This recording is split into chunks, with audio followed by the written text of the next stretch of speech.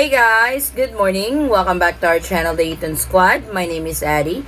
So for today's video, I am going to share with you guys the actual departure and arrival experiences of our kababayans and fellow foreign nationals coming into the Philippines. These experiences are coming from actual travelers to the Philippines. Details coming well.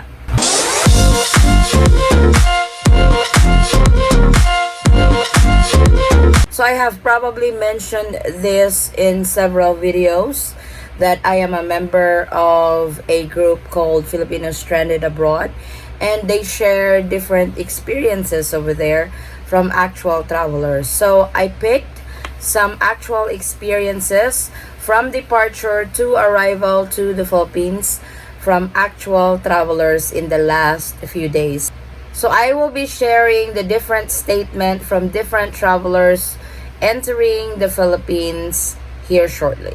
So this video will be full of information from actual travelers because they can share with you guys what are the travel documents asked from them during check-in from the country of origin and the documents that were asked from them during the arrival process in the Philippines. These travelers also flown with different airlines and were arriving in the Philippines in Manila or in Davao.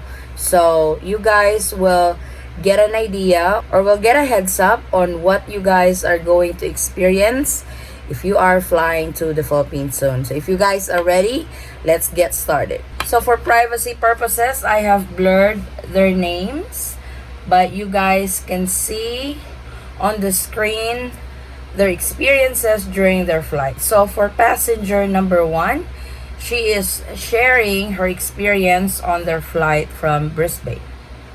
So this was 17 hours ago, last April the 2nd of 2022. It's very recent.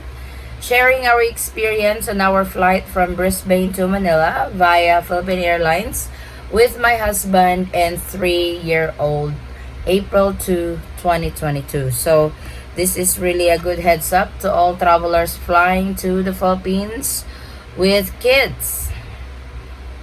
Philippine Airlines opened its check-in counters 3 hours before the flight. Massive mistake. Too many people did not register to One Health Pass. So like I've always said on my previous videos on travel updates, make sure to register with One Health Pass because no one is exempted from this. It's a must and all travelers to the Philippines must register. Make sure to register with One Health Pass and upload your Vax cert and test results. Flight was delayed for over an hour because of this. So it would create chaos at the counter if some travelers are not prepared for the requirements. At the counter, they check the following documents: passports, a negative COVID test result, including my 3-year-old as his 3 years and 4 months. We did the rapid antigen test at the airport around 12:30 p.m. on April the 1st. Got our results after 15 minutes. Flight was April the 2nd at 10:20 a.m.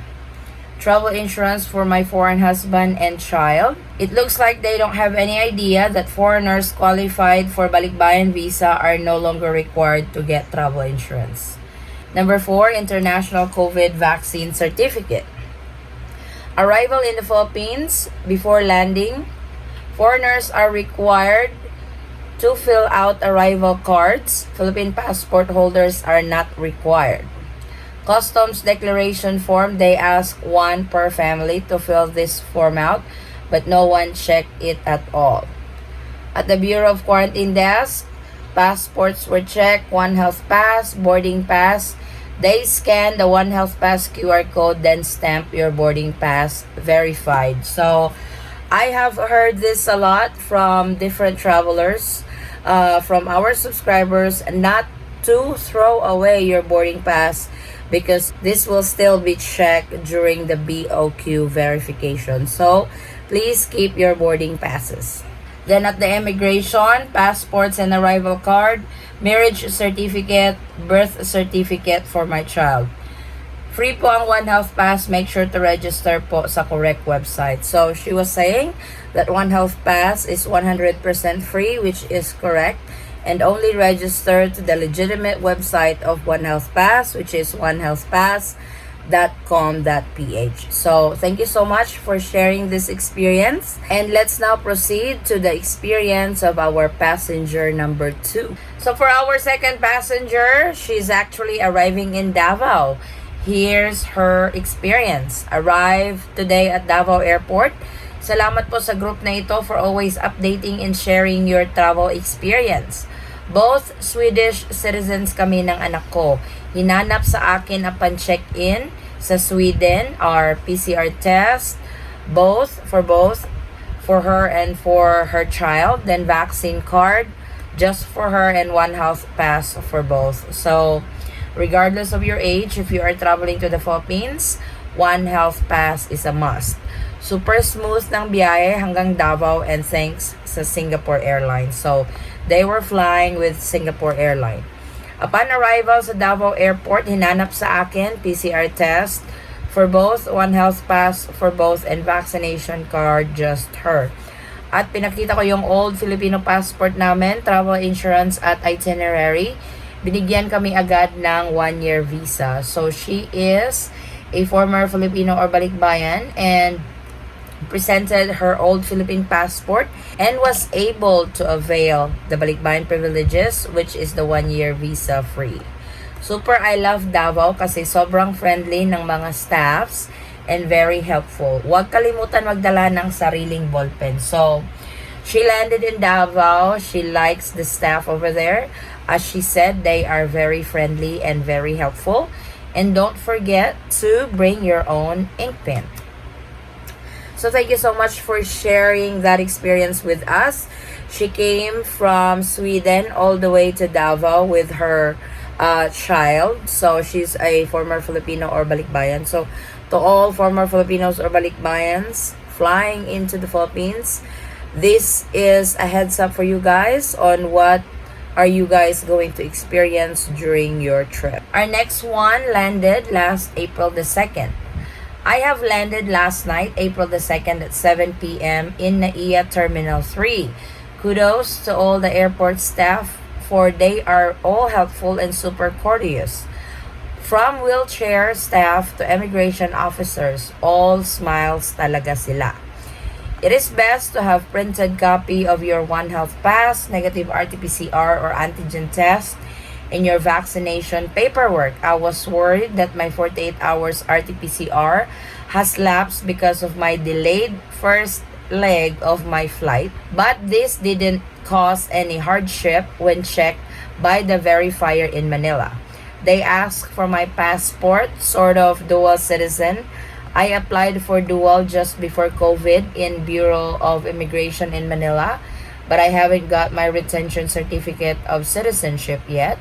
So the immigration officer has stamped a balikbayan visa on my British passport. Please keep your boarding passes because they will ask for it and it will just make the process smoother. It only took me 10 minutes from getting off the airplane to getting verified to getting my luggage. So on this note, she has posted a picture of the verified stamp given to her on her boarding passes. So looks like you guys will have to keep your boarding passes because they will still check this before you can exit the airport. So don't throw them away as soon as you boarded the plane. You get settled in your seats. Make sure to keep your boarding passes in your purses or somewhere you can access it right away when it is asked from you. So another actual traveler sharing her experience. This is short but sweet but very informative. I arrived in Manila about 2 hours ago and it was pretty smooth. When I arrived at the airport, they only ask for your boarding passes. There we go again, boarding pass, passport, and One Health Pass. If you are with child, you get first class treatment. It's usually like that when you are traveling with children, you get prioritized. I went through the process maybe 5 minutes or less from out the plane to baggage. Thank you all sa mga tips. So, That's another outstanding experience from an actual traveler to the Philippines. I am doing this video for you guys to have an idea or a heads up on what are you guys going to go through and what usually were asked from travelers to the Philippines. And I am happy to share these experiences from actual travelers to the Philippines, especially to those who are flying with children, because majority of these actual experiences we are reading were flying with infants or their toddlers or their kids. Our next actual traveler is flying with Japan Airlines. So if one of you are flying with Japan Airlines, this is a heads up for you guys on what are you going to experience with this airline.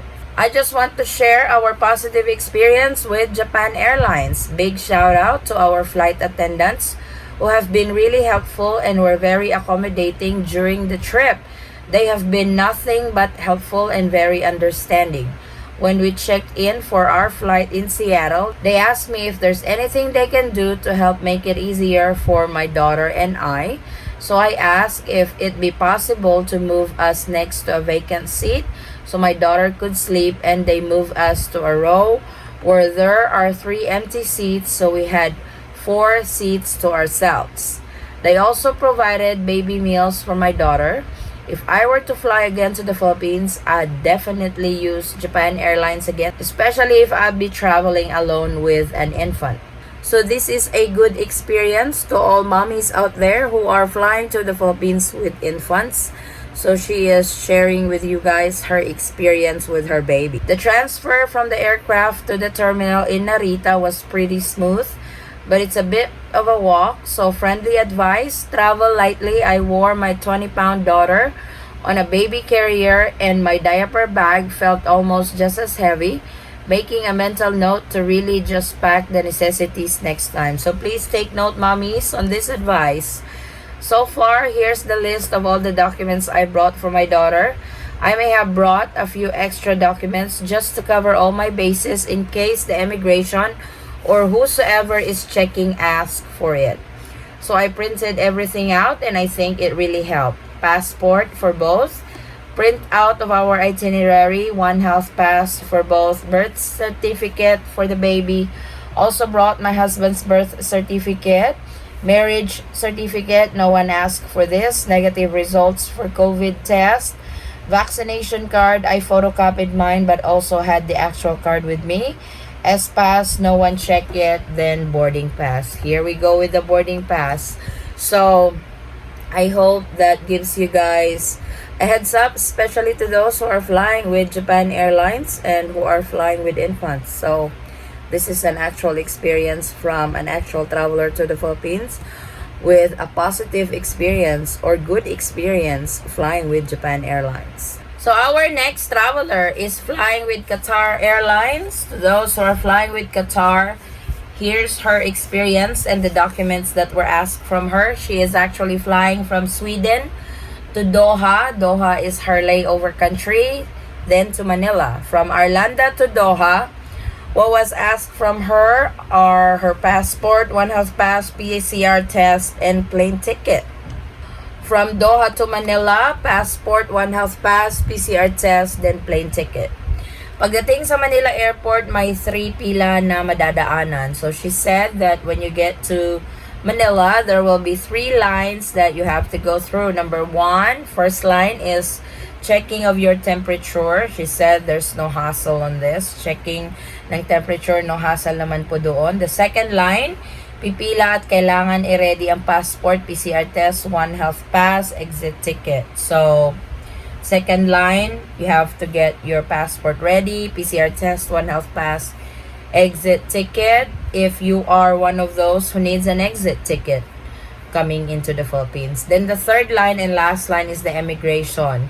So, binigay ko yung passport at yung exit paper na pinilapan ko sa airplane. Wala na maraming tanong sa akin. Ni-check lang yung passport. So, at the immigration, no questions asked. Just handed them her passport and exit paperwork or the forms that she filled out on the plane and she was good to go. So far from these travelers, they had a very smooth experience. These are actual travelers who came to the Philippines just this month. So, as you guys can see, we have timestamp actually on their profiles. I just blurred their names for privacy purposes, but these are actual travelers to the Philippines sharing their experience in a group that I am a member of. And to those who are already here in the Philippines, if you guys wanted to share your experience, if you had a smooth travel or you had a fiasco during your travel, please share it with us so we can give our kababayans and fellow foreign nationals a heads up, especially to those who are still planning to come to the Philippines anytime soon. And I will really appreciate it. So I hope these actual experiences from actual travelers will give you guys a heads up and will give you guys an idea on what was asked from them, what's their experience, what you can prepare, and what you need to do for your upcoming flights to the Philippines anytime soon. So I hope this video will help you guys in your future flights to the Philippines, whether you are flying as a Filipino, dual citizens, former Filipinos or balikbayans, foreign nationals, foreign tourists. So this is a video for you guys that you can use as reference if you need guide on what are the documents asked from you from different airlines, from different international airports in the Philippines. So this is our quick travel update for today, guys. Thank you so much for watching. If you have any questions, concerns, or inquiries with regards to this video or in any of our travel related videos, please comment it down below and I will try to get back to you guys as soon as I can. Or you can direct message me in our Facebook page, same handle, the Eaton Squad. Again, guys, thank you so much for the continued support and trust to our channel, the Eaton Squad. I hope to see you on our next travel update. Stay safe, stay healthy, and God bless everyone. Bye.